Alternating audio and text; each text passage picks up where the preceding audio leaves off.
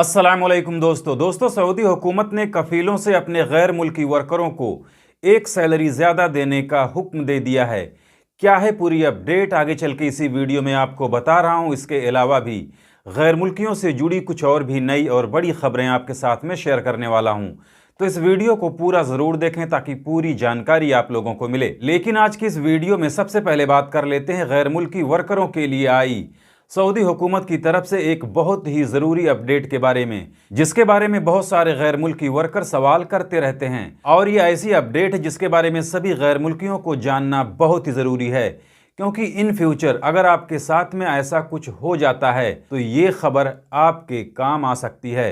देखिए, इसमें सऊदी हुकूमत ने बताया है कि अगर किसी गैर मुल्की वर्कर का कफील फौत कर जाता है, इंतकाल कर जाता है, तो उस गैर मुल्की वर्कर का फाइनल एग्जिट कैसे लगेगा। तो देखिए, इसके लिए सऊदी हुकूमत ने बताया है कि अगर किसी गैर मुल्की वर्कर का कफील फौत कर जाता है, इंतकाल कर जाता है, तो उस गैर मुल्की वर्कर को अपने इंतकाल कर गए कफील के किसी वारिस के साथ जवाजात जाना पड़ेगा और वहां जाकर कफील के वारिस को यह सबूत देना पड़ेगा कि इस वर्कर का कफील इंतकाल कर गया है। इसके अलावा वर्कर के नाम पर कोई फाइन, कोई पेनाल्टी है तो उसे पे करना पड़ेगा। साथ में वर्कर के नाम पर अगर कोई व्हीकल, कोई गाड़ी है तो उसे भी हटवानी पड़ेगी। इसके अलावा वर्कर का फिंगरप्रिंट जवाजात के सिस्टम में मौजूद होना चाहिए। इसके अलावा वर्कर का पासपोर्ट कम से कम 60 दिन और इकामा वैलिड होना चाहिए, तभी कफील के इंतकाल के बाद जवाजात से किसी गैर मुल्की वर्कर का फाइनल एग्जिट लग सकता है। इसके अलावा पिछले एक हफ्ते में पूरे सऊदी अरब के अंदर से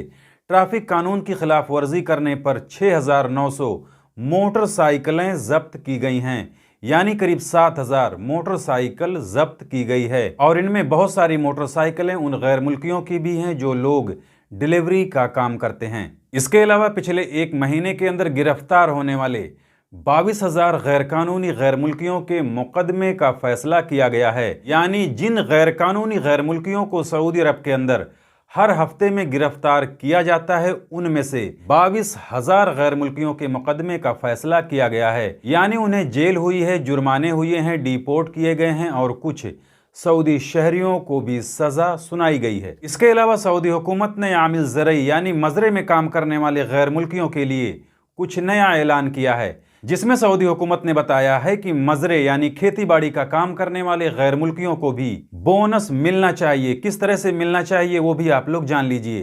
तो देखिए, इसमें सऊदी हुकूमत ने बताया है कि जिस तरह से बाकी दूसरे घरेलू वर्करों को 4 साल के बाद उनकी एक सैलरी बोनस के रूप में मिलनी चाहिए, जिसे आप एंड ऑफ सर्विस भी बोल सकते हैं। इसके अलावा मजरे में काम करने वाले वर्करों की ड्यूटी एक दिन के अंदर 8 घंटे से ज्यादा नहीं होनी चाहिए। लेकिन मजरे में काम करने वाला अगर कोई वर्कर अपनी ड्यूटी से ज्यादा घंटे काम करता है तो उसे 1.5 गुना ओवर टाइम मिलना चाहिए। इसके अलावा लगातार 5 घंटे काम करने के बाद उन्हें आधे घंटे का रेस्ट भी मिलना चाहिए।